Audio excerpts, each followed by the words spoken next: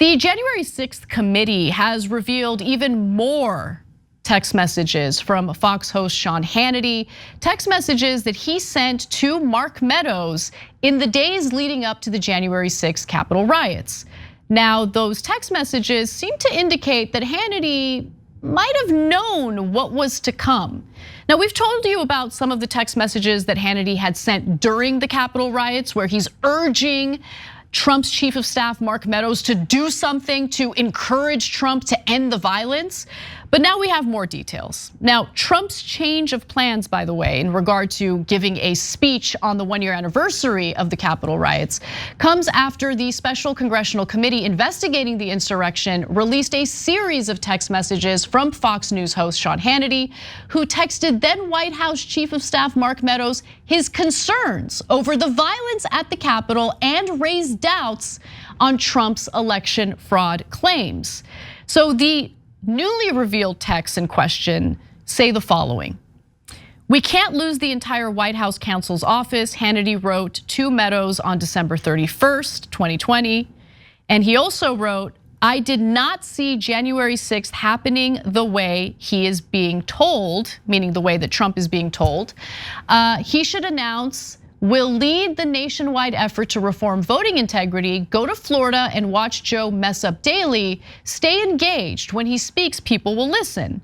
So even leading up to the riots, Sean Hannity was trying to get Donald Trump to stop with the election lies, and also, let's be real, to stop inciting people in regard to January 6th. Because Trump's incitements didn't just happen during the rally that preceded the Capitol riots on that day. He had been spreading disinformation and nonsense about voter fraud for weeks. And even Sean Hannity, his ally, this right-wing Fox News conservative, was trying to get him to stop. And so now the select committee investigating the Capitol riots is requesting that Sean Hannity answer some questions. They have not subpoenaed him, which I disagree with. I think they should subpoena him.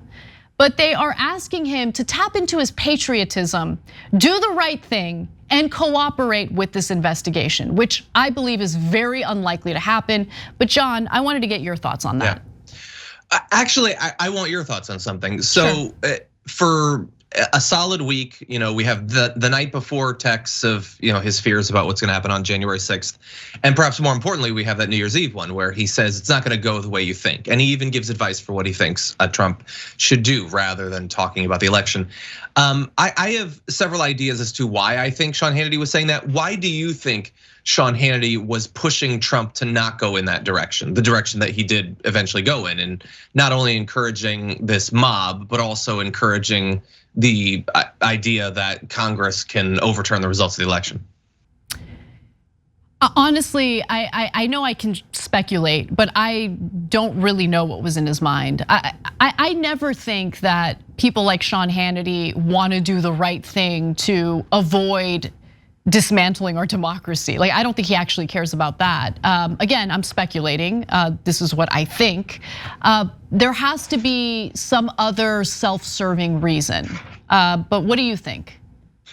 I think that there's a couple different reasons. It could be maybe ideologically, he's not actually as insane as some of them. Sean Hannity could be a guy who plays up how radical he is, to maintain an audience. But as I talked about on TDR this morning, he's an incredibly wealthy guy who's been wealthy and influential for many years. All of that has come to him under the status quo, the political and media status quo of the last 10 to 20 years. He probably doesn't stand to gain by insane things happening, the overthrow of the government, the damage that might do to Wall Street, the uncertainty for future elections. I think he knows that he's going to be perfectly fine and continue to make millions of dollars if they just let Biden get in.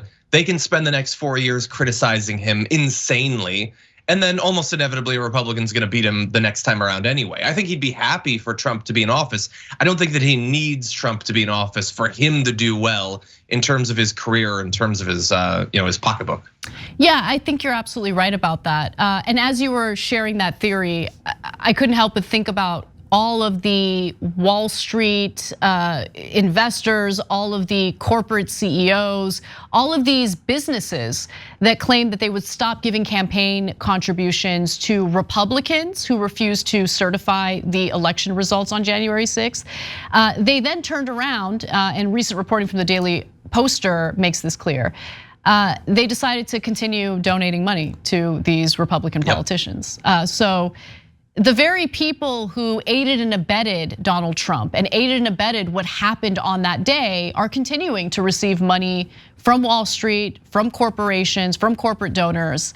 And yeah, I mean, look, I think there's truth to what you're saying, but what also kind of blows my mind is the thought that Sean Hannity thinks that he can have somewhat of a saner ideology behind the scenes while spewing insane, propaganda on his show on a nightly basis, which radicalizes his audience and literally has led to a huge portion of the Republican Party believing that the election was in fact stolen from Donald Trump when there's absolutely no evidence of that.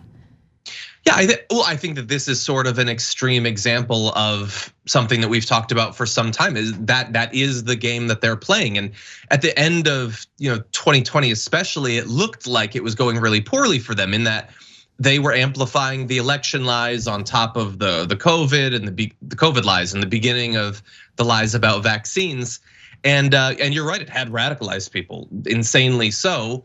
And then it looked like people were changing over to watching Newsmax or OAN because they were willing to say crazier things. I think that is like a tightrope that they've been walking for a long time. They have to be the most radical right wingers to maintain that audience, not just to get them watching them, but to keep them like revved up constantly. Like the right doesn't drop off after an election in terms of watching Fox News in the same way that so-called centrists do for CNN and MSNBC. They're kept constantly at a boiling point, but they also want stability. Sean Hannity is a wealthy guy. Things are working for him right now, and that's largely true for all of them, including the corporate overlords of the network itself, let alone the hosts. And so that's a tightrope that they have to walk. They have to, sell, fascist revolution to their base, but maintain a safe, stable business environment where they can continue to make money.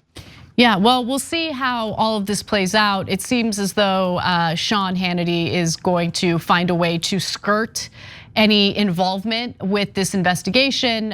He's already putting together a free speech argument to provide cover for not following through or for refusing to cooperate with the investigation. He's not gonna cooperate, and he's terrified of any type of backlash he might receive, both from Donald Trump and his supporters. But we'll see how it plays out. Thanks for watching The Young Turks, really appreciate it. Another way to show support is through YouTube memberships. You'll get to interact with us more. There's live chat emojis, badges. You've got emojis of me, Anna, John, JR. So those are super fun. But you also get playback of our exclusive member-only shows and specials right after they air. So all of that, all you gotta do is click that join button right underneath the video. Thank you.